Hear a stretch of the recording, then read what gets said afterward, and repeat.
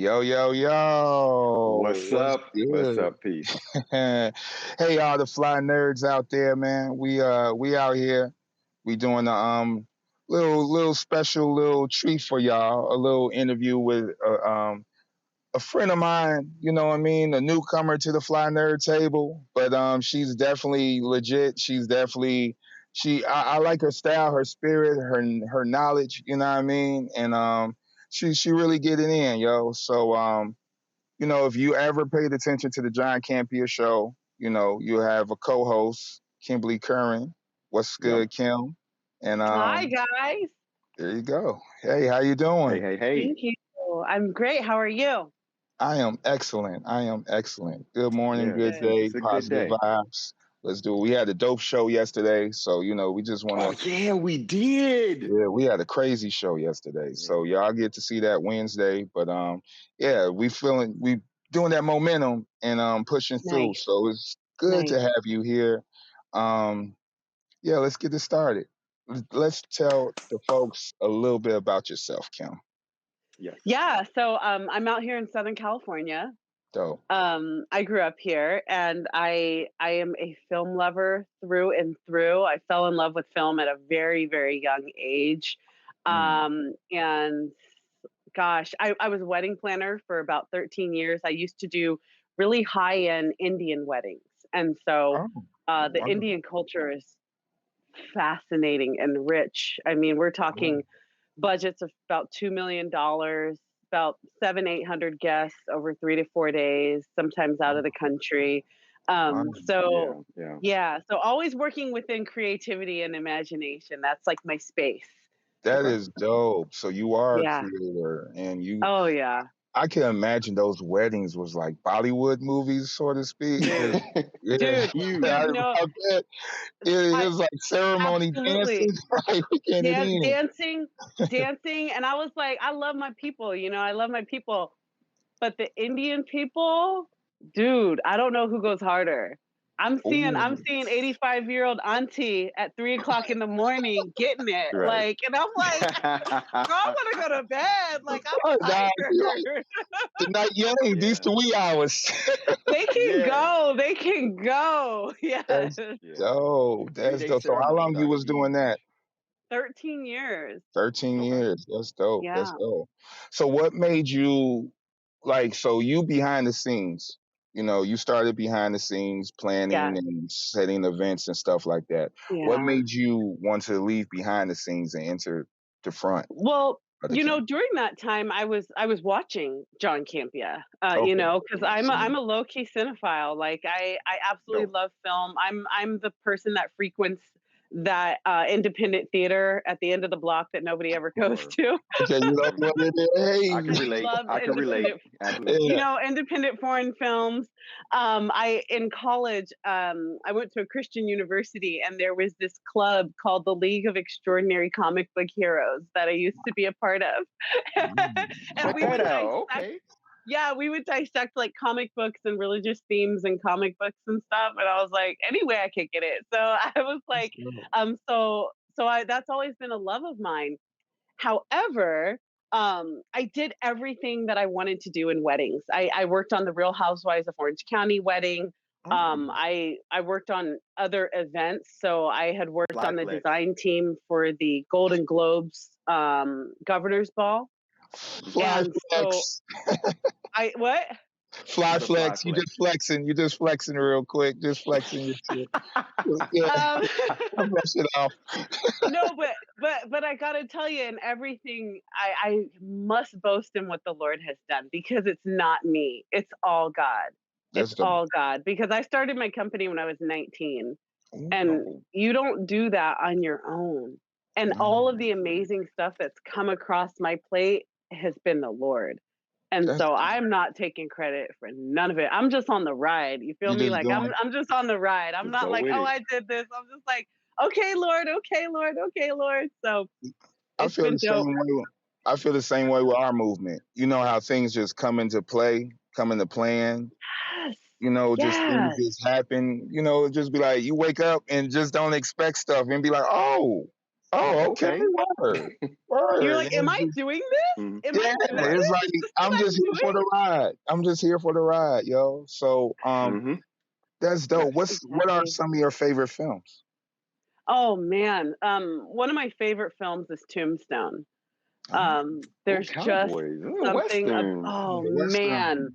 I love westerns. I love westerns. I Okay. really love all types of films, but Tombstone, there's something about the cast of Mm-hmm. Tombstone. Sam Elliott, Mm, Kurt Russell, Val Kilmer, which by the way, you have Yeah. to check out his documentary. But I but do want to okay. see it. I Okay. think because people, I mean, the nature of a Western is that people were cold blooded. You know what I'm Right. saying? But Right. Tombstone is one of those that their attitude, their swagger, I don't think there's any Western other than Unforgiven, with Clint Eastwood, Mm. where just that cowboy swagger, I will shoot you down in the middle of the street. You don't know me. You don't come at Yeah. me. I mean, when he slaps the dude, he slaps him with the I was like, you know you could punch him though. I know. Nah, And he's he like, had to be nah, disrespectful. throw Yeah. down. Pow. I'm just like, man, Tombstone's like probably the top of my list. Yeah. Okay. Yeah. Okay. Goodfellas, Back to the Future, Okay. you know, Nice Yeah. range. Okay. Okay. Ghostbusters, Endgame, Ooh. Crooklyn. Okay. Crooklyn. Okay. That's Crooklyn. God, Dope. Dope. man. Yes. Yeah. so Yeah. so yeah, your range is going from western to gangsters to mobsters Every To, all to of it. time Give me travel all of it. sci-fi. Yeah. Give Yeah. me all the things. Give me all the things. Yes. What's your Word. Word. favorite genre? What's your Oh favorite? God. My favorite genre. That's tough. Um, Honestly, 90s action movies are probably my Okay. comfort zone, my wheelhouse. Die Hard. I'm Okay. here for a Okay. Die Hard. Anything with Wesley Snipes. Nice. Anything Oh, with nice. Wesley Snipes. Nice. Okay. Okay. Absolutely love Wesley. And I mean, we got to give Wesley Snipes his flowers because We do. in We you do. know in the 90s you had Arnold Schwarzenegger was taking over the game, Sylvester Stallone, but this was before this push for diversity. Like Mm-hmm. way before this Yeah. push, like now you have this pressure of like, I see this and this, but do you have a black person? And it's like, Yeah, you gotta check you know, your Yeah. boxes. we're Yeah. all still Absolutely. creating, and I get that, but like Wesley just was all up in there. There was Right. no Yeah. push for I want to Mm. see dark skinned black men doing action films and I want to see it. He was a Right. wonderful example of how Hollywood was just like, you have charisma, you know, martial arts, Right. I love Mm-hmm. you, here's a Right. film. All the And Right. I boxes love checked. that. And Yeah. he was right up there with Mm. Stallone and Schwarzenegger and Mm-hmm. Bruce Willis, you Yeah. know? And so Come on, Mr. 90s West. action. And played great villains. Yes. Like when he Yes. played Simon, I was like, "What is happening?" Yeah. Like I that's know, one of my right? favorite '90s villains when he played Simon. Like that was like amazing. Like he was just like so dope. I loved it. Yeah. Yeah, I The was watching good, the Demolition bad. Man the other day too. So yeah, that's definitely yeah. But Wesley Snipes is cold. You're right. We gotta give him his props You have because to, because I think Yeah. everything, I mean, thank God for movements. I mean, thank God that things progress and move Mm-hmm. forward. However, I'm like, okay, I get it. I get the movement. But you guys don't forget what already was that Facts. just was in the mix. You absolutely, know what I mean? Like absolutely. nobody protested or pushed for him. Nah, He did that. he did. He Oh was his yeah. Exactly. own advocate, Mm. and his movies weren't B movies. No, not at Passenger all. Nah, 57, you know, nah, like Not at all. nah. his movies are great. And so, and Mm. also, I mean, I mean, late 90s, late 80s, early 90s, something that I love that is just the corniest thing ever is a good action scene capped off with some saxophone in the background. Ah, Out of all Yeah, the instruments been that watching could bring the that heat, yeah. yes, we gotta be always. like this here. Like, Yep. Yep. That's real. I love it. Lethal I love Weapon ass. Like Action Jackson comes to mind too. Like Oh yeah, actually. I think the first scene in that movie was a long scene with some like sax playing and then like somebody died. It was like Smooth, so smooth. I got a plot twist for you. All right, Okay. Kim, talk to me about Murder She Wrote. Oh, dude. Oh, Murder, She Wrote. Good one. Angela Lansbury is a gangster. She is Okay. a straight up gangster. Yeah. I'm loving streaming because so many things that I used to watch, like that I was like, I don't have Nick at Night anymore. Like I don't know when I'm gonna catch this stuff. It's Right. just gone. I love that I get to revisit stuff. Okay, you have to revisit Murder, She Wrote, because here's the Okay. thing. Okay. She had no credentials. She was not a police officer. She was not even a lawyer. But why is she at the scene of the crime, touching the blood, touching the evidence, ruining things, questioning people like, you better answer me? You're an author for murder books. Yeah, she did everything. She wasn't Columbo or nothing like that. And she's like, No. excuse me, I have questions for you. You're just a lady. You're just a lady. She It was like all a right good books, Karen. Like, it's crazy. She was the Karen. She was Karen. She was a dope Karen, though. She wasn't like trying to mess you up, but she was like, hey, I have nothing to do with this situation, but I would like to know everything, and I have a right to. No, you So don't. did she solve the cases? She was All solving the time. cases? Mm-hmm. All the Yeah, she freaking did. time. The police were like, did. I don't know. Let's Yeah, ask she this come in and be author like, over here. yeah. Yes, I love her. Yeah, she auntie- literally was in court. She was in court, like chopping down witnesses, and like she'd be dissecting them, and she'd be like, yes, and because you did this, and that is why you murdered so and so. And I'd be like, what? No degree. No Hey, certificate man, of anything. that's privilege right there. That's privilege. I don't know any of us that walk in a In the courtroom. best way, because I'll eat it up people. all day. Like it never and her it was on for like 11 years. I know. My auntie It was and a my grandma used to watch long running that. show. Yeah. It was a long running show. yeah. But the cool thing is all of the guest appearances, like now watching it again, like when I was a kid, I didn't appreciate it, but there were so many guest appearances. Like every episode was like a legend of whoever was in that time, and some people that are still working. And so now I look back and I'm like, is that that's so Yeah. But she's dope. She's dope, and I think she's still alive. Wow. Really? Yes. Wow. I think so. Well, I think she so. was up there back then. Yeah, she was. Yeah. So She's a legend. If you look at her stuff back from the 50s. Okay. She was beautiful. Beautiful woman. I'm a huge Angela Lansbury fan. I see. I was going to ask you who's your favorite actresses, and who's your favorite. Get you out your seat. Uh-oh. Here we go. That's tough. Okay, so my favorite actress, she's not a lot of people know of her. It's my favorite actress ever is Melissa Leo. So Melissa Leo, if you don't know who she is, I used to watch Homicide: Life on the Street with Andre Bauer, Yaphet Kotto. It was kind of like Law and Order before Law and Order. Okay. And it was Homicide: Life on the Street. It was such a great crime drama. But she just has this way about her. You'll also know her from The Equalizer. So she was in The Equalizer. Okay, she's got really long hair, brownish red.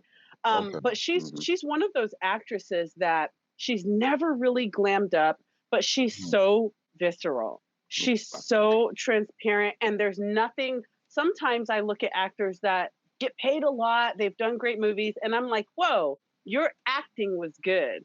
With Melissa Leo, every time for me that she's on the screen, I'm like, whoa, you were that person. She's underrated. She's totally underrated. But if you look at her filmography, she's not underrated in terms of directors. No, she can bring it because she has a wonderful filmography. But most people are not going to know her by name. Yeah, I can see that. Yeah. That's an interesting choice. So you really deep dive in that because you could have put out Holly and Denzel, whatever, but you really into your craft. Went to a true thespian. Yeah, I love her. Yeah. So is that how you model yourself? Yeah, right. How I model myself for me for acting. There's so many stories I want to tell. I'm a real big fan of independent films. And like something I want, God, my dream film would be something really awkward. like Napoleon Dynamite, because I like to stew in the awkward silences. I like it for people to be uncomfortable. And Okay.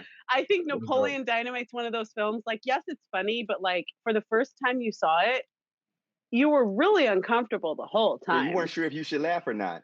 Yeah. Yeah. It was like his Like, it's supposed to be his funny? snow boots that he was just wearing just out just anyway. Yeah. And like La Fonda, you know? Yeah. Showing Like, up with the stuff to sell the little, like, it's like, what is happening? Like, yes, the little internet relationship. oh my And I goodness. love the film because you didn't know when the film took place. You're like, is this the 80s? Yeah. Is this the That's night? true Wait, this is too. 2000. I Yeah. Or they just love weird, yeah. uncomfortable independent films that kind of explore. I like to explore those uncomfortable, awkward moments where people just kind of look at each other and, you know, you've had them where you're like, what do I do What's now? happening? Where am I? What's going on? Who Word, are you? word. Yeah, So yeah. you into writing and directing someday? Well, so yeah, so how that happened was so I at the tail end of working in weddings, I was working in mortgage, and then I got laid off, which was a huge gift because I had decided to retire from weddings because I'm like, cool, I did everything. I wrote for magazines, I designed, it was great.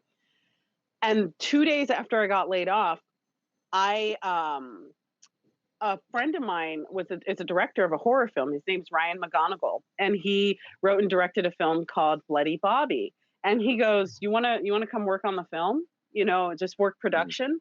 And I was like, "Yes, I will do whatever you want. Do you want coffee? Yeah. Like, do you want?" I got to work in. He. It was so amazing. I got like carte blanche. He let me. He's like, "You can work in the art department. You can work in special effects. You could work with set design." And so he just was cool Wow. and let me jump around wherever. So like the AD, like I would be like, "Can I just like shadow you today?" And he'd be like, "Yeah, cool, come on, whatever." And then the set design, they would take me to this place called Green Set, which I didn't know. You guys, if you ever come to California, I didn't know this was a thing because I thought most movies they have. I know there's production design, but this place it's like Costco, but it's all for set design, and it's where Okay. production companies go to rent stuff. So whether it's like a fake tombstone for a cemetery scene, or you're making a fake restaurant or something, or Okay. whatever, it's just set design, and it's just miles. It's just this huge lot of like props. All It the I is a time. wonder if that's, movie. is that where It's the prop movie guy on Valhalla. IG, you know, Wow. the prop guy on IG, he has like, he walks through this entire huge warehouse. Yes. Okay. Yeah. Yeah. That Yeah. guy's Yeah. amazing. So his place is he's a fabricator. So he probably works it, but he's either at Green Set or he it's very similar to Green Set. But yeah. Okay. Okay.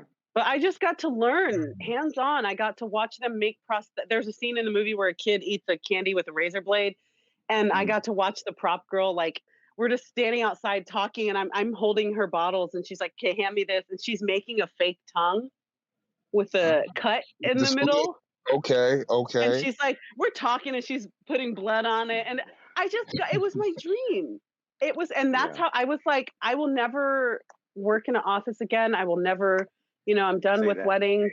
I film. I just want all of it. I want to work behind the scenes. I want to be in front of the camera. I started taking improv. I started taking scene study and drama classes at the South Coast Repertory, and I just have for the almost 5 years. I've been just immersing myself That's in what dope. I've always loved, which is film. So That's it's dope. amazing. That's I did a fantastic. lot of background work, a lot of student films, independent films. That's dope.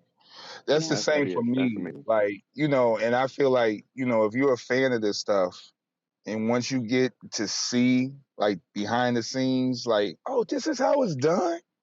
Oh wow. And then Yeah. you see the magic and then see the end result of the Yes. full feature. And you Yeah. might see your name in the credits and stuff like that. That's really I was dope, like, right? art department. The first time I saw, my first IMDb credit is as art department production. Black And Pumpkin. Dope. I'm just, yeah, Yeah. look at you. My nerds, my nerds. Exactly. We on it. Yeah, We on Black it. Pumpkin: The Legend of Bloody Bobby. Yeah, there's a first one, there's a sequel, and I gotta tell you, to be a film lover, like to be on set, and then we went to the premiere. I hosted the red carpet. I did all the red carpet interviews, and to sit there and watch something, and even like there's a scene in the movie where like the guy, he's like trying to figure out the mystery, so he creates one of those walls where it's like darts and pins and clues, and I made that. Because I was working set. Okay. But like that feeling of looking at the big screen and going, I touched that. I contributed. I glued those together. It's Word. even though I wasn't acting in the film, like it really is such an incredible gift to be a part of a film. Yeah, it is. Oh man. Truly And is. I would encourage anybody, I want to encourage anybody that's interested in film. Like sometimes people get stars in their eyes and they're like, I just want to be an actor. I want to be Denzel Washington. Go to your local college that has a film department and volunteer or heck, join the college. But I know work production, work behind the scenes. Do that first before you decide to put chips all in and leave your job and get your really, because I've met so many friends on sets and stuff where they're like, I came here with a suitcase from Cincinnati and I want to be a star, and I'm like, okay, that's dope. What practical steps have you put in place for yourself to learn? It's not about I want to be a star. Like, Right. Yeah. Learn. You want to walk right into stardom. Yes. It don't That's work my like that. Get And a it PA shouldn't. job, just a production assistant job, and they'll give you the range to see how the whole thing works. And I bet you that's what Kim was doing. She was a PA, and she was just like, hey, boom. That's the boom. Oh, word. Okay, this the AD. All right. Oh, shit. You see the whole setup. And editing, you may not sound. want to be an actor. You may want to do camera work. You may want to be background. You may want to write, produce, do whatever. Or you may just want to do your whole project. Script supervisor. There's so many other things. Like I was talking to someone that wanted to be an actor. I try to answer as many messages as I can. I can't get to them all, but I try. And this guy was like, I want to be an actor. And I was telling him, like, explore all the different aspects of film. Because you might find that you love being a script supervisor. My brother-in-law used to work for RSA, for Ridley Scott. And he was a grip, and he actually still is. But he's a grip. He's worked on Mission Impossible. He's worked on all these things, and he does the electrical and the sound. But he was up there in New Zealand and Germany with Ridley Scott, traveling around the world. And I'm like, you guys, he travels around the world, and he does the electrical. Right. He's not the actor. He's not the director. Right. And I'm like, Ted, are we getting together? He's like, bro, I'm in Mexico, like Tom Cruise. Like, and I was like, oh, I never know where he is. But I'm like, his career is incredible. It is. And he learned the different aspects of the industry, because you might just fall in love with something, but at the end of the day, you get to see how movies, and he always has stories for me. He's like, watching Tom Cruise do his own stunts, like standing there it's like a miracle. It's, first of all, it's so dangerous, but he's like, this is crazy that I get to do this, and I do the electrical. Right. Dude, he get paid. He get paid, and he could go to the store without being harassed. You know what I mean? He's got money. Yeah. So it is what it is. So you got Hollywood or just filmmaking creatives all in your family, I assume. My cousin Derek, he's in the industry. He's a writer. My brother-in-law, but other than that, no, not really. Okay. Just a few links, just a few peeps. Just a few winks. Yeah, my dad helps me with all of my martial arts stuff because he's a sensei. So I've been doing martial arts for years. But like, I have a Kempo. Look look at you reading. Yeah, Kempo. Yeah. So I'm what you call a dojo rat. Like I have no rank because when your dad's a sensei, either you're like really dedicated or you just kind of jump in and out. So for like 30 years, I've just been hanging out at the dojo. Every now and then I'll compete, but like I have no rank because I'm not focused enough. Kim got hands, y'all. Yeah. Oh no, I right. can fight.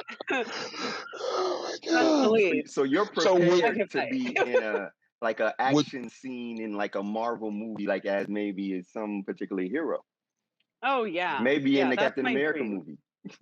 Dude, no, I want to play Storm. Shout out to Oliver Banks. Like Oh, he drew me a Storm. You guys should link up with Oliver Banks. He's really amazing. Okay. Okay. He's doing Cool. a Kickstarter right now. He drew a black He-Man and he's doing these PSAs for children like in the black okay. community. It's really dope. But no, I would love to play Storm one day. That would be my dream. I'm working on my physical reel right now. So like as an actor, you need different reels, like different clips and stuff. And so my dad, we're working on some like Kempos and martial arts stuff right now. And I'm trying to put together this like 5 to 6 minute video, which is a lot of martial arts of just me, you know, working. Because you're in the dojo and you know, but when you're an actor, you're like, oh, I should probably put this on tape. So, Right. Yeah, right. I should record this. I know, That's right? dope. Yeah. Martial arts is amazing. We just lost your Who's your sound, brother. favorite? No, I'm back. Who's your favorite martial artist? Jackie Chan. Yes. Jackie Chan. And I don't say that because it's just a popular name and everyone knows him. If you look at his filmography, I mean, talk about like, you know, Tom Cruise does his own stunts and that's cool and stuff, but the level, I mean, between him and Buster Keaton, way back in the 20s, like for someone to be doing their own stunts, the stuff he's done, but like forget technology and CGI, this like the stuff he did in the 70s and the 80s, Jackie Chan is such a pioneer. And he's an acrobat, you know. But his martial arts, it's his martial art. There's cool martial arts, but then there's martial arts that's storytelling. And his martial arts, he can be funny in what he's doing without telling a joke. You know what I mean? Yeah. You know what I mean? But the stuff he does, like there's some stuff that you're like, you know, you have these fast cuts and the shaky cam. And it's like, no, you can go wide with everything he does. Yeah, because he's gonna bounce around the room. He's gonna bounce around the room, literally. Literally. Yeah. He wants you to see every detail. Like, no, this and is he'll use the environment, you know, for his play. It's like a playground to him. Like he'll fight you with the environment. He'll duck and dodge and like I remember the Rush Hour when he jumped up in that bank scene and slid through that little gate thing. I was like, what the hell? You know, he's dope. And you know, his older movies, he did Drunken Crazy Style. You know what I mean? Like all those little styles he used to do was like crazy. He invented his own styles for movies. Yep. He's a pioneer. There's no one else like him. He really is a living legend. And I know, you know, he did very little with Bruce Lee, but I just feel like if Bruce Lee had been alive, those two different guys. I mean, it's not like they both haven't made a legendary mark on martial arts, not just martial arts, but film. There's Western actors that aren't doing martial arts, but they're taking bits of, in terms of their physicality, from Jackie Chan. You know, like he's just one of those, and I'm so glad he's still with us. And I really want another Rush Hour. I really do. Wow. I do too. That's gonna happen. I don't know though. I don't know. It has something to give. You know why? Because some of these sequels, you're like, thanks for the movie that nobody asked for. But Rush Hour, Jackie Chan, we're never gonna get tired of seeing what he can do. And in terms of Chris Tucker's comedy, first of all, I miss him. Like, I do where too. you at? I do too. Where you at, bro? Like, where you at, Chris? I saw him. There's this resort up in California, and I saw him, like in the lobby. And I wanted to be like, hey, do another Russian. Who said that, man? Who said that? I wanted to. And then hide behind the pillar. Right. So that's cool. What's your favorite Jackie movie? Oh, my favorite Jackie movie. What is it called? I forgot the name of it. It's in the 80s. Oh, what's the name? There's this ladder stunt that he does. He's wearing white. I forgot the name of it. There's a stunt he does with a ladder, and he's in fighting between with the two. ladder? He's on the ladder. He's in between two buildings. He's wearing white. This had to be like late 70s, I want to say. I cannot think of the name of the movie for the life of me. Okay. But he lets the ladder fall. And he's doing the stunt, but he's relying on the fact that the ladder, first of all, will hit the other side it's supposed to. And then when you have that reverberation, he's just relying on the fact that he won't let go. And I'm just like, what? Yeah. What? Why? Why did you do these things? You know, and but yeah, it's his old stuff. Like, I absolutely love his old stuff. Not to say I don't like the newer stuff, but I really like his old stuff because I like looking at stuff in a time where things weren't so advanced. Like I like finding the best CGI for the age of poor CGI. Okay. You know, I like Terminator 2. Like right. Cause you know how sci-fi in the 80s and 90s were like. Hey, I was just watching some Doctor Who, and I was like, "Woo! All right." I'm trying to tell you, don't right. They're like, I am flying in the air. Right. All right. Let me use my imagination. Cardboard. You know, but like Terminator 2 was one of those. I call it like a turn of the century in terms of CGI, where it was like, what am I looking at? And that it's like, okay, now this really looks real. Good. Yeah, it was real. That was kind of that turn. And I know there's documentaries out there, and I'm yet to make a documentary, but I would love to do a documentary on special effects. Ooh. You know, from makeup to CGI to where we are now to the point to also I want to cover like psychologically how we've gotten so used to it. I feel like we're ungrateful for the great CGI that we have. Like, we're like, oh, Endgame, oh, they should have done this. I'm like, do you get that this whole movie, they're talking to a big purple grape and it looks so real. They're talking to Grimace. The way it looks, Grimace. and the emotion in his face. Like, do you remember the labyrinth? Yeah, right. You know, with David Bowie. Right. Do you remember what it was like to look at characters have emotion and they're like, I'm mad? You're like, oh my god. Oh my god. Yes. You know, like Fraggle Rock. You know what I'm saying? So I really want to. I really would love to do that one day because I feel like we're ungrateful. We need to appreciate the fact that Endgame looks the way that it does, and it's like, look at any movie in 1983 that was a sci-fi or adventure and tell me that we shouldn't still be in awe. We've lost our sense of awe. We're so spoiled and it's ungrateful because CG, it's just so phenomenal. Lord of the Rings. Yeah. You know? Yeah, absolutely. Yeah. And I think the new studio sets that they're doing using Unreal, where they're required to merge the practical effects with the CGI, I think that's going to give us a resurgence of like really good practical effects because they're just doing these set pieces that they have to have interactive things surrounded by the green screen, as opposed to everything just being virtual, you know? Exactly.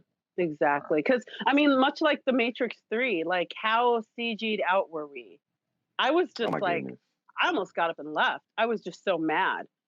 I was, that was a walkout. I was this close to walking. For a lot of reasons. Why is his body moving like this? What pill is that? Like, I thought it was Mr. Fantastic or something. Like he was going to stretch around. Neo is fighting like this. Like, I appreciate him when Keanu Reeves was just moving, and now he's like What is that? He was very fluid. It was weird. Out of He was here. looking like It Gumby. was like yeah, Yes. exactly. I was so mad. Oh no. Yeah, what's I happening? forgot. Yeah, that was some of the reasons why I walked I was in. so Yeah, mad. it was a lot of reasons. Yeah, there's a lot of reasons. Hell no. So let's get into the Marvel. Yeah. What's your favorite Marvel movie and why? Yeah. Hard Honestly, question. I mean, is this Fox? Yeah, that's a Fox property. But it's still Marvel, right? It's still My you can favorite, go. yeah, well, X-Men 2 is like my all-time favorite. That's still a good one. United. That's I That will let opening that scene pass. with Nightcrawler, Yeah, like, Yeah. yep.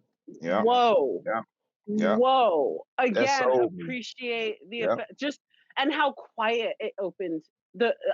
It's not just the effects; it's how they start. I'm I'm a I love film. I'm a stickler for the way movies begin. Yeah. Okay. The opening scene is so important to me. I'm Yeah. such a snob. Like it's so important to me. Nah. And for me, X-Men 2 was the perfect opening for a film That's and dope. for a comic book film. That's dope. I What can about agree Dark with that. Knight? What about Dark Knight? Oh gosh. The Dark Knight is so Yeah. amazing. That's a Dark dope Knight opening too. Dark Knight Yeah, as it is. well. Yes. Yeah. Christopher Nolan, man. Yeah, Yeah, he a that genius. whole trilogy, so good. That's Yeah, dope. all So the good. openings in those movies are good. The Batman movies, Yeah. the Dark Knight Mhm. trilogy, all the openings are amazing. Well, I You're really right, can't they really remember are. the very first opening. What was Batman I don't Begins remember the first first opening? one, but I do remember Dark Knight, and then I remember Dark Knight Bane when Rises they was took dope because Bane in apart the the airplane, plane. and you know that Yeah, whole that shit was Oh, dope. the airplane. Yeah, that was Yeah. so Yeah, cool. yeah. I mean, X-Men So is definitely a favorite, but if we're talking about no, the the X-Men. Let's talk MCU, about the are you talking X-Men about because MCU? Oh, talking about X-Men. yeah. No, the X-Men was dope too because it was subtle, like you said, and then like Nightcrawler just come in popping off, and you never seen that nowhere. Like since then, Yeah, like the a good The teleportation was Nightcrawler real smoke. good. scene, Yes. like that really sold it for me too, because I was like, oh shit, Nightcrawler's tough. What's up? It What's wasn't up? just crawling on the walls. It was like, Yeah, and then he's here, and then he's there, and it was. yeah. Yeah, you Oh, take it I on just two love cats at a that, time. Bink, bink. man. So Yeah. it was dope. And that's Yeah. So yeah, also the back to first the movie MCU. that Wolverine was in. Like the first X-Men was not Wolverine. It was corny. Like I didn't like Wolverine in the first X-Men movie, but that United, that was the first time I was like, oh, this is Wolverine. Okay, You're Okay, yeah. now spot I on, can roll Amby. with this. Yeah, Yeah, I Yes, was feeling it. I totally agree. that's dope. So, Yeah. what's the MCU movie? Oh gosh, MCU. I'm going to have to say Captain America: Winter Soldier, But that's Okay, it. only good one. because That's a good I one. mean, I love all of them, but Winter Soldier for me, because I'm such a fan of 90s action, it Yeah. really had that 90s like Tom Clancy Mhm, political thriller feel. mhm, But mhm, then I'm like watching it with my nephews, and I think at the time the boys, God, the boys like 7 and 8. mhm. I'm like Mhm. watching it with them, but I'm like, this is so 90s. Like It this was. is so, and then the scene with Nick Fury in the car, Oh like yes. that Oh action scene yeah, for yeah. some reason, and it's not a lot of parallels, but I got like really strong Heat vibes, like Heat with Val Okay, I can see that. Kilmer, Oh and yeah, I yeah, don't yeah, know yeah, yeah, why. yeah. Yeah. I I can just see that. I got think it those was just vibes from the that intensity scene of the car scene. I think it was just an intense scene right there, Oh, and the the way they because droning shot in it. there too. Yeah, yeah, yeah. because action is action is a science, and it's a psychological study. Because the thing with I love Marvel. Don't get me wrong. Don't get me Mhm. wrong. The MCU is great, but the thing is, you can lose yourself in all of these just random explosions. My least Yeah. favorite was Civil War. I hated it. I Okay. hated it. That's your Okay. lease? It's my least Why favorite. your lease? Well, Oh my God. no, Captain Marvel is my very least, but Civil Okay. War is on top because I felt like they weren't smart enough I'm with not mad at you. utilizing all of that talent and everybody's powers. I thought the airport scene was stupid. I thought the airport was that was a great place for everyone to show off their talents, but Hmm. the fight It was like an choreography, the way exhibition. it was an exhibition. Thank you. Yeah. Thank you, Amby. Yeah. Well, and it wasn't. it I don't think it is. was the most intelligent use of everyone's powers. All Yeah, Vision right. stood around and didn't do much of anything. And Well, he's probably Vision gonna don't shut the whole do thing Vision. down. Yeah, Vision don't do anything anyway. Vision, I You don't like know. Vision. He's a He's no. philosopher. He's our philosopher. Yeah, he's not a fighter. I looked at Civil War. I mean, y'all right. You're right. I looked at it as a test to see cinematically how all these characters going to look on screen in fighting scenes. So I think it was a litmus test, really. Yeah, And I agree. The I agree Russos were with yeah, that, John. experimenting, yeah. yeah. Yeah, I yeah. agree with And that. if this pulls off, then we could do Infinity War Endgame, which they was planning to do anyway. But they just Yeah, wanted to see all of these characters on screen. How would the yeah. audience react? How What it would would look we get like. it together? Like the whole shebang before we do this big major event. Let's just see if this worked real quick. I agree. Yeah. So yeah, Yeah. I see. Oh man, that's one of my favorite movies, though. I'm I'm not. sorry, man. Oh yeah. I'm gonna cry. I'm crying in the car. So, what's up with John Campia? So, how did you get involved with Mr. Campia and his show? Oh Because my God. I've been watching him for years, off and on Yeah. too, and actually some of his work inspired me to do the Fly Nerd Group. You know what I mean? And get a different perspective. I know he's white and Canadian and stuff like that, but I want a black perspective of the type of things that he's on, because we all on it, and it's dope if we put people up on the same thing too. So yeah, he's a big inspiration. So how did you get involved with Mr. Campia? Because he's a cool dude. Oh man, he's such a cool guy. And so I've been watching him for years. I've been watching him since AMC Movie Talk. I was a huge Collider fan. I was Okay. so brokenhearted when that fell apart. Yeah. I was brokenhearted. I was a huge fan. I like Star Wars, but I wasn't really into it. Yeah, However, same. they pulled me in, Collider, when all their talks of Star Wars and the Jedi Yeah, Council. I was like, yep. I'm loving this, and I don't even know that much about Star Wars.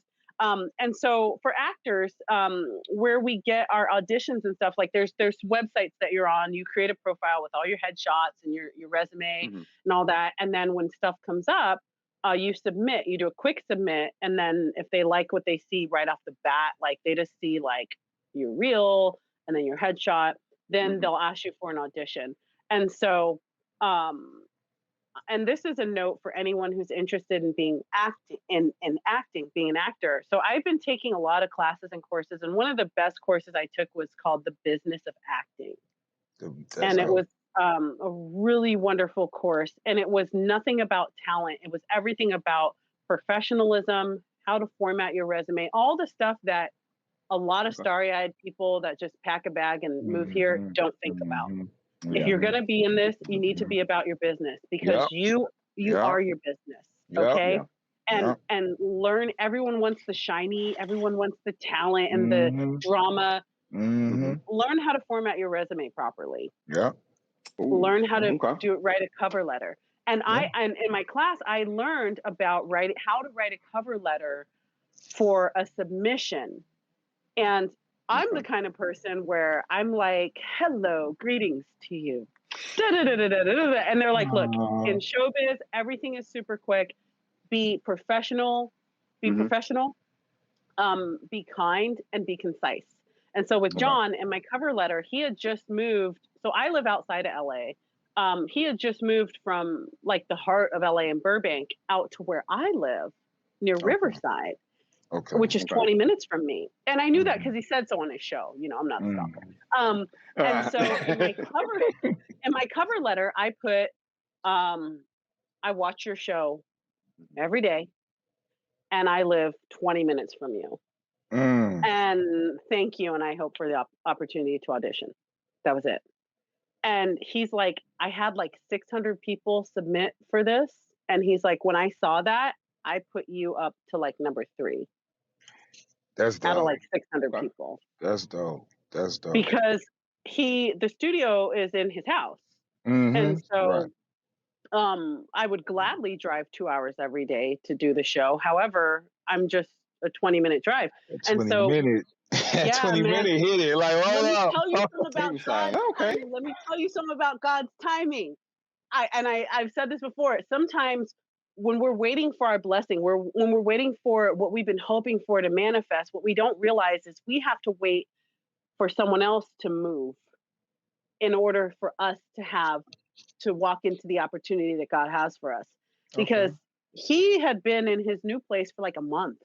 Right, he said that, yeah. Yeah. And I'm like, this is perfect. So I did the interview with him, and man, I was sweating. I was like, I can't believe I'm talking to John Campia. I can't believe I'm talking to John Campia. Don't sound like an idiot. Don't sound stupid. Da, da, da, da.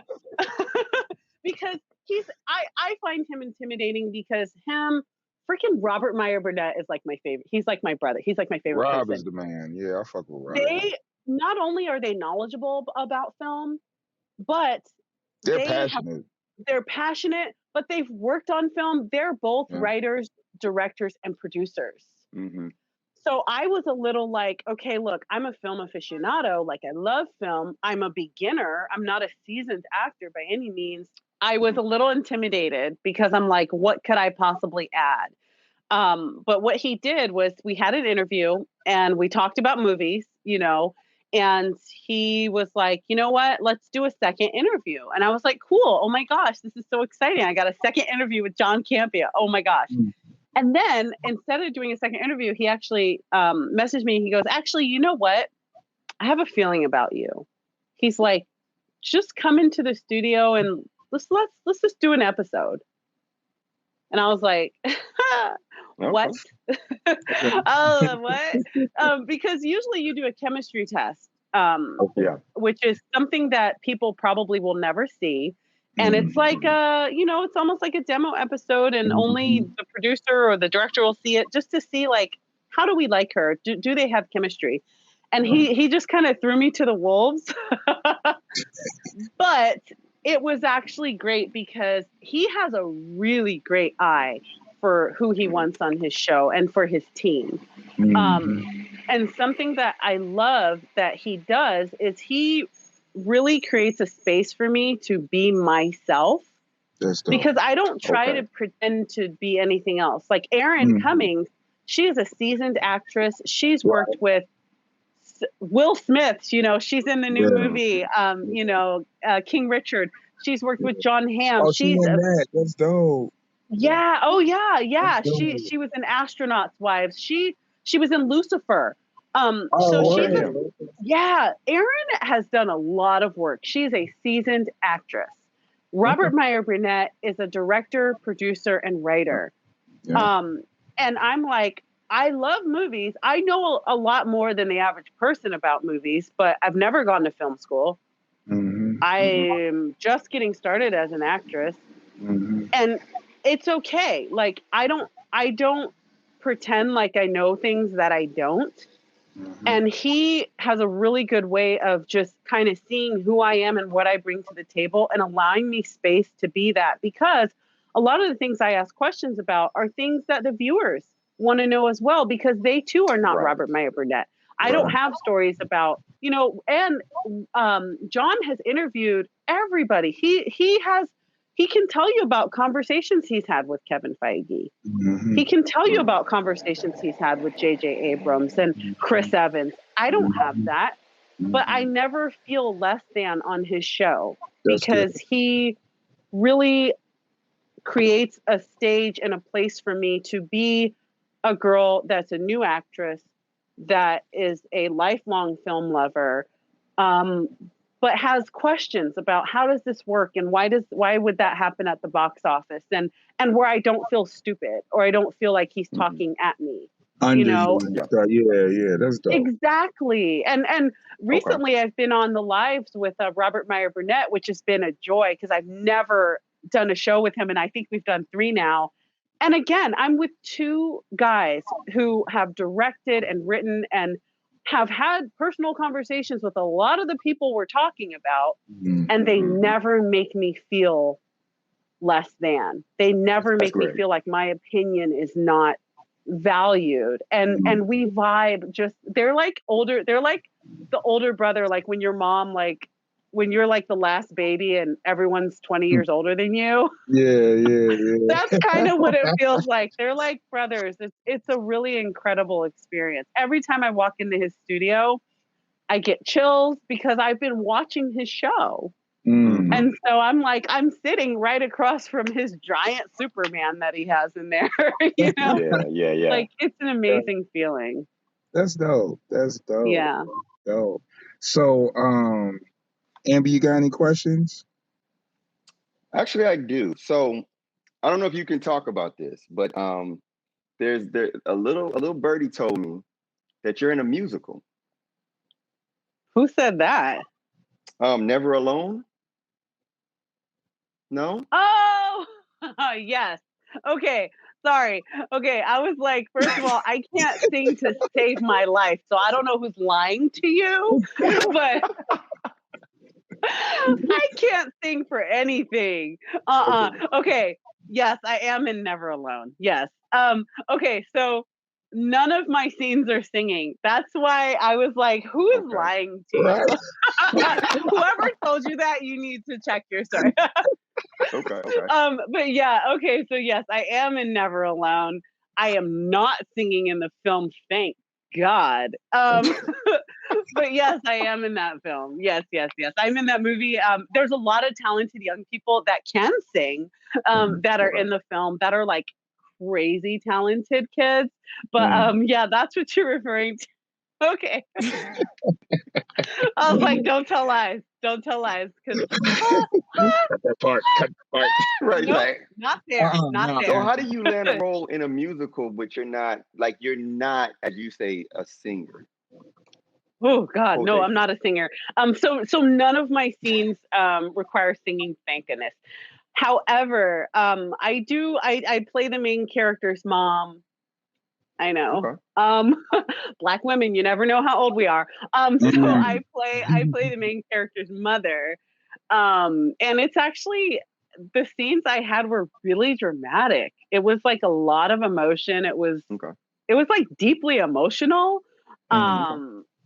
Yeah, so I think it's going to be a good film. I'm really excited I haven't seen the finished product yet.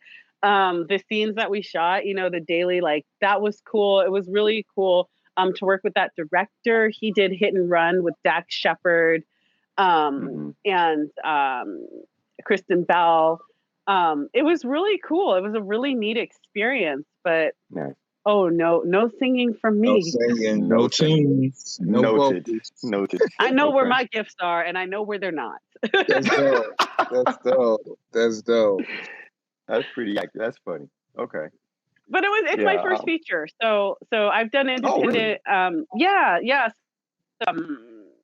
done independent films, but getting started when you're just starting out, you definitely link up with colleges, and that's a note to anyone who wants to be an actor. Any film school that's near you, link up, call the school, find out how you can audition. Start out with student films. That's the best place. Okay. But also, the cool thing about student films, funny story real quick, Martin Scorsese and Robert De Niro, the first time they ever worked together was a student film.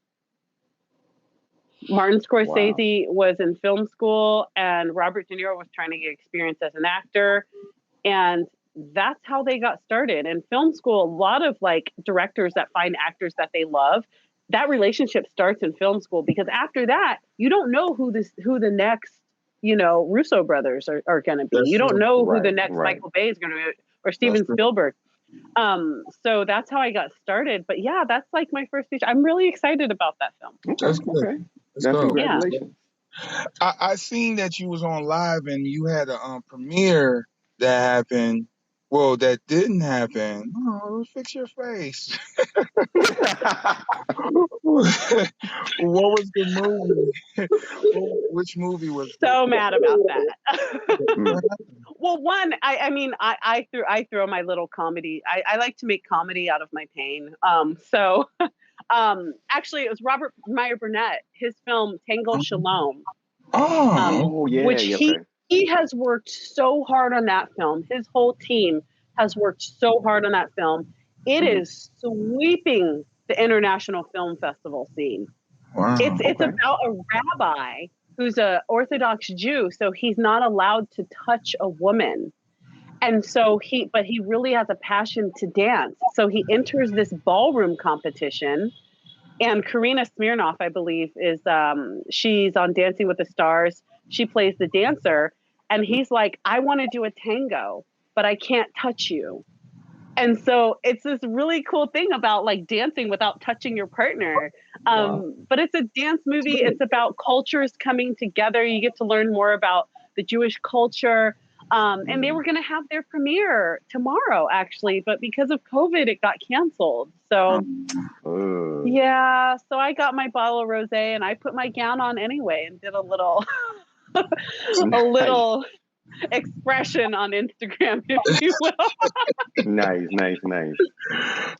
So this is your starting point of your journey as an actress. Mhm. Have you had any like hang-ups and stuff as a Black woman in this field so far, or like any You discrimination? know, I wouldn't say discrimination. I've had people, and I think sometimes I think it's funny, but sometimes people just don't really know what to say. Because honestly, when I was getting into this, I remember walking with some gentlemen. We were on the set of what's that one with Octavia Spencer? Oh Uh, oh, I can't believe it. I'm literally watching it on Apple TV right now. It's about a What? podcast, like a crime podcast. And so Uh-huh. I'm walking with these guys and these brothers, and they were talking about how one of them was flying out to do some work on a Marvel film. Like background work, he wasn't the lead, but we were all having this conversation about how right now is an amazing time to be Black in the Yeah, industry thanks. because there's such a push for diversity. And I was talking to these guys and they were a little bit more seasoned than me. And they're like, yeah, man, 2-3 years ago, I wasn't getting this kind of work, but my agent is like blowing me up. They're like, they need a tall Black male for this. They need a big Black male for that. They need a dark skinned Black male for this. And he's like, I've never had so much work being a dark skinned Black man.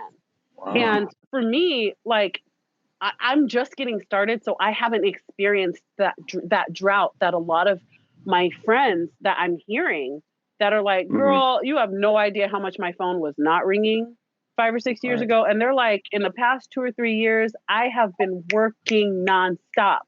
So it's actually a really beautiful time to be a person of color. And the same goes, like, I have Filipino friends that are like, nobody was looking for me, as a Filipino lead. Like, nobody was looking for me. So I'm really excited. I have Polynesian friends that are like, I'm getting some shine finally, And so it's actually a really beautiful time to be a person of color. I've had people say funny things about my hair because I change it all the time, like I wear a short, I wear a weave, I wear dreads, I wear a twist, I wear, how we do. Yeah, you wear Don't it. act, you know how we do. So, Yeah. but I've had people that kind of don't know exactly how to communicate. Like I've had people insinuate that I'm not Black enough. That's the funny thing about now is that now that they want diversity, people are judging your level of Blackness. So who do the judging? Yeah, dude, I'm telling you. So I mean, I grew up doing the judging. Come on, you already know. I've had people be like before I changed my hair, I was wearing it like wavy and God bless her. God bless her. I mean, I'm not one to just jump on people and be like, what you said was racist. Let's face it, certain people that don't grow up with a certain amount of people around them, they may not be coming at you from a place of hatred or evilness. They just don't know. And I feel like we have to give people that grace because we can say that all day long. No, you're racist. Look, I've been around my Asian friends and I've said some ignorant things because I'm like, I'm not in your culture. I didn't know. Like I have a friend that's Sri Lankan, and Sri Lanka, they're you kind of don't, especially I've done Indian weddings for so long. I did not know that it is a total insult to call a Sri Lankan person Indian. However, they are Indian. but their sect just broke off and went to this island in Sri Lanka, but technically they're Indian. I found myself in a place where something ignorant was coming out of my mouth because I did not know that there was this disconnect between the Sri Lankan people and the Indian people. So I'm like, look, step in someone else's shoes, step in a culture you know nothing about, and watch yourself say something stupid. So God bless this woman, but she was just like, you know, your hair, it's beautiful. It's very leading lady, but it's just, I mean, you don't seem like you're ethnically aware. And I'm like, what does that mean? You know, and like you don't know black women. What she was trying to say is, I would rather see you with just your natural hair, no perm, no flat iron, just natural hair. She didn't know how to say, I would like to see you with an afro. I would like to see you with your wash and go. Okay, let's get technical. She didn't know how to say that. Can you do more Black Panther for us? Exactly. No, seriously. And I grew up in Southern California. I grew up by the beach. So I'm from Orange County. So like Real Housewives of Orange County. Mm-hmm. So I know a lot of those ladies because a lot of them, we would carpool in the morning, like to school. Like, so if you watch that show, you get how white my neighborhood is. So I've even had Black people that are like, you don't sound Black enough. And I'm like, yeah.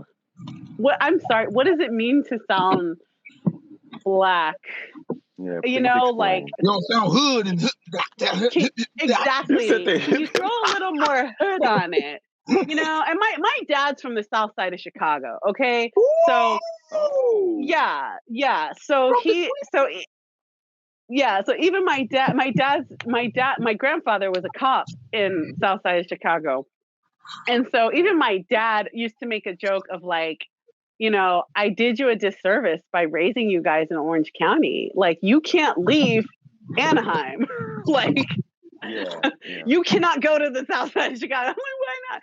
And because I grew up in the beach. I grew up surfing. I grew up kayaking. I just grew up in a different setting that sometimes I run into white people that they want to actually say I'm not Black enough. But then I run into Black people that are like, why do you talk like this? Why don't you talk like this? And it can be really frustrating because the industry is all about judging you.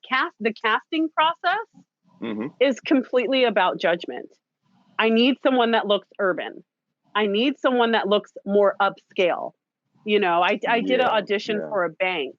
And they actually loved that I had dreads. They're like, can you just like put it up so it looks professional? And I was like, even in the acting realm, it comes out like, what? It does look professional. Right. If you want a different style, just say that. Yeah, that's wild. That's crazy. Yeah, I understand that. I can see how that can be very frustrating. Yeah. But you seem to navigate it very well. I try. You have to take it with a grain of salt.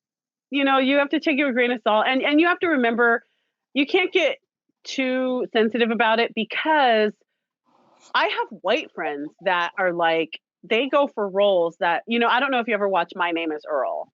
Did you ever watch that? Yeah. Okay, so that was like trailer culture, you know?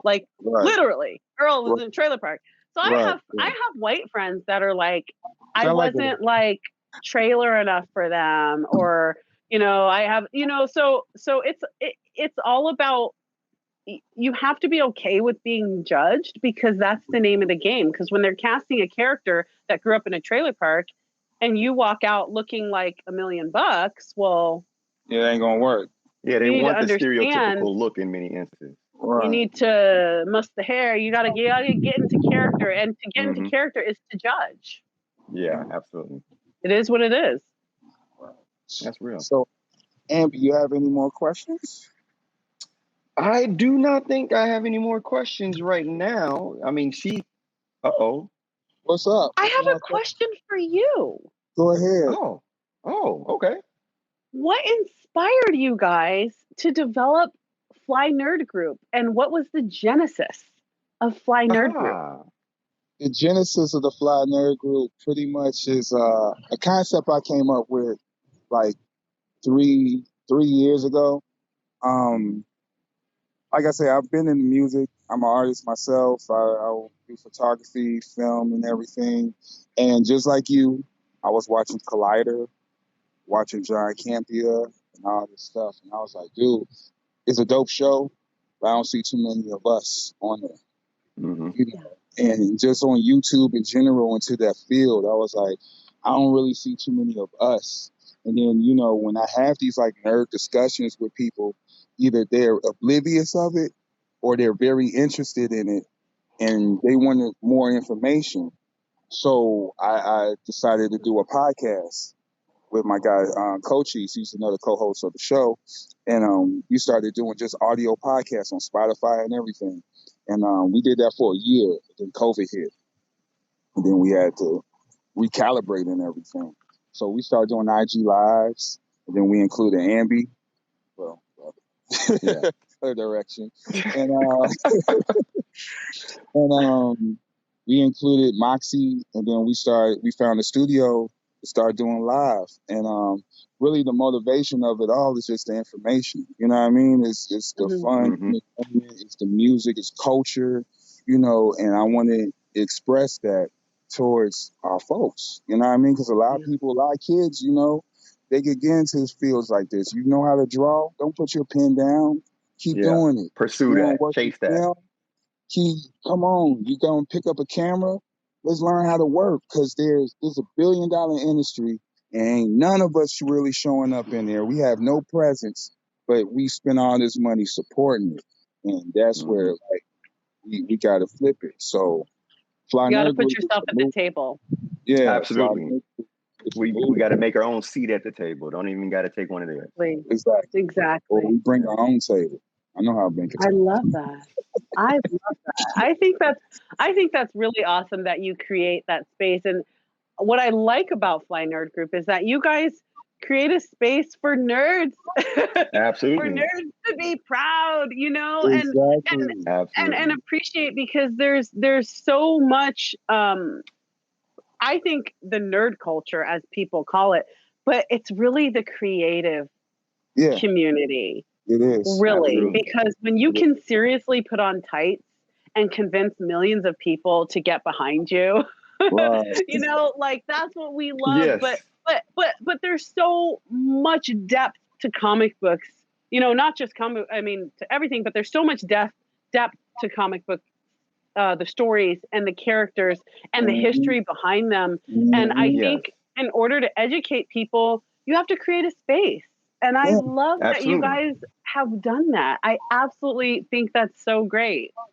Thanks. I appreciate it. And we created it for a bunch of creators. It's a network, you know what I mean? So like I say, when you're part of the Fly Nerd Group, you are a part of it. So you are I love that. part of the Fly Nerd Group. Shout us out and stuff like that, because we got to keep this community going and this network going and build bigger and greater things. You know what I mean? We are filmmakers. He's a writer. I'm a shooter. You know what I mean? We create and do films and all that stuff too.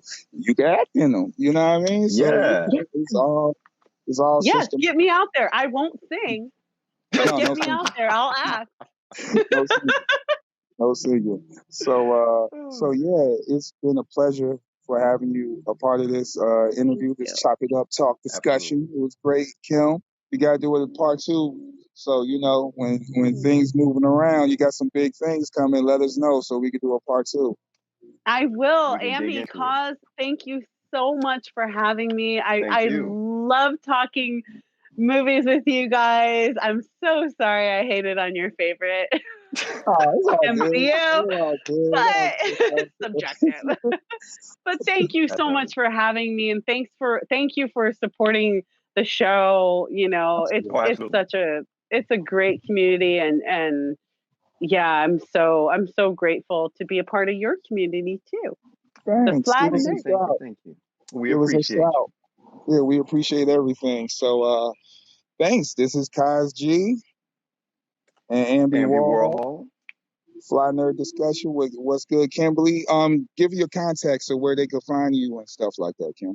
Exactly. Yeah, so my YouTube is What's Good Kimberly, and my Instagram is Was Good Kimberly. It's WUZ Good KIMBERLY.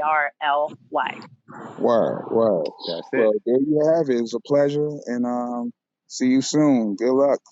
Tell Thanks, John we said guys. what's up. Oh, I will. All right. All right, for Take sure. care.